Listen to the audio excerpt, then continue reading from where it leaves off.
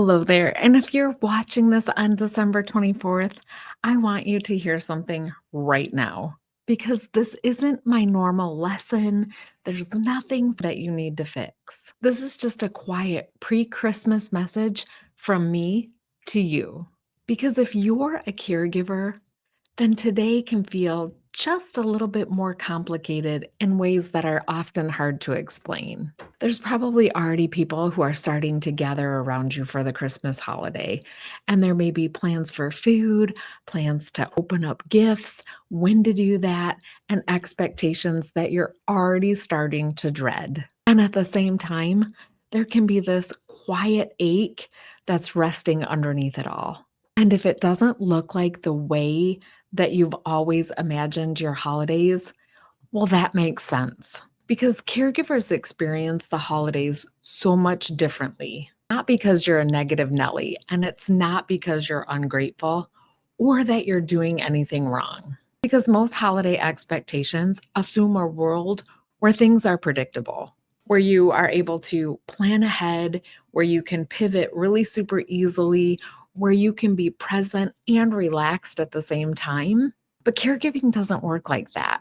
And when you care for someone's world who's constantly changing, you live in the present in a different way than most people do.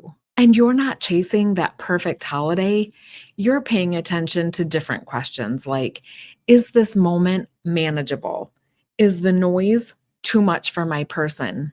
Is the pace of the day right? And is my person doing okay? And is everyone else okay right now? And that level of awareness is going to change how everything feels for you as a caregiver.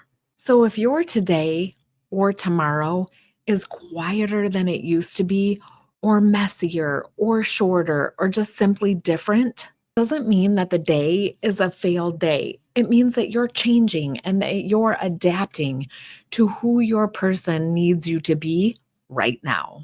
And the world talks a lot about self care and how you should take care of yourself during the holidays. And I know that that word can feel really heavy and oftentimes unrealistic for caregivers. Because when you're a caregiver, you're not technically looking for ways to escape. What you're actually looking for is sustainability. And that's why I use the term resilient care. And resilient care isn't about getting away from caregiving because caregiving isn't something that you can just step in and out of for the weekend.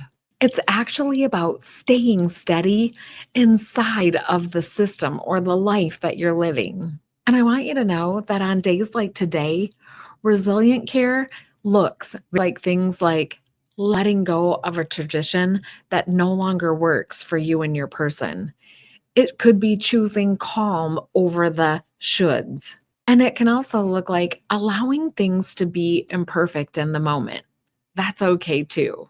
It can be very different for you as a caregiver. It can be things like noticing a shared laugh that you didn't expect with your person. Or it could look like a stretch in your day where everything is actually going okay. That meal went smoother than what you thought. Your mom, your dad, your loved one did better than what you thought they were going to do during dinner. And it can be a moment of relief that surprised you that you didn't think that you were going to get. And I need you to know that these things count. They actually count more than the picture you built in your head about what you thought the day was going to actually look like versus what it turned out to be. Caregiving can look different through the holidays when people are talking about gratitude, but they're not talking about gratitude in a gentle, kind way, like you're supposed to be grateful instead of tired, or grateful instead of feeling sad or heavy in your heart. And that's not what I mean. What I mean is this: if you notice one small thing, I mean, just one, that didn't feel heavy today, then that's enough. And this isn't some kind of mindset shift, and it's not a coping strategy. It's just acknowledging that you're still here, you're still showing up, and you're still caring on a day that may not look like it used to. And that is what resilient care is all about. And if you're watching this before this day ends, I want you to hear this. You are not meant to carry this season or next year alone. And most support that's out there for caregivers asks you to do more research, more organizing, more advocating. But what caregivers actually need is support that holds steady with you, support that understands that long game, that doesn't overwhelm you, that doesn't ask you to perform or stay positive. And as we move into the new year, this is exactly the kind of support that I'm building. The kind that works the way the caregiver actually needs it to and meets them where they are. It's steady, it's practical, and as a way of giving back to a caregiver this season, I'm offering one caregiver 3 months inside of the CareShift. It's just a way to say you deserve a break and you need to be supported. If that kind of steady support would mean something to you, you can simply comment the word CareShift below. No explanation needed, no pressure. I'm going to choose one caregiver and reach out to them privately after the holiday. And whether you comment or not, I want you to know this. And this Christmas, I hope that you can look at that and remember that and just breathe a little sigh of relief and enjoy the holidays. You're doing something that requires strength most people will never see. You're doing something that requires more strength than most people will see. And today, exactly as it is, that's enough. I know it's Christmas Eve, and I just want to say thank you so much for supporting me this past season.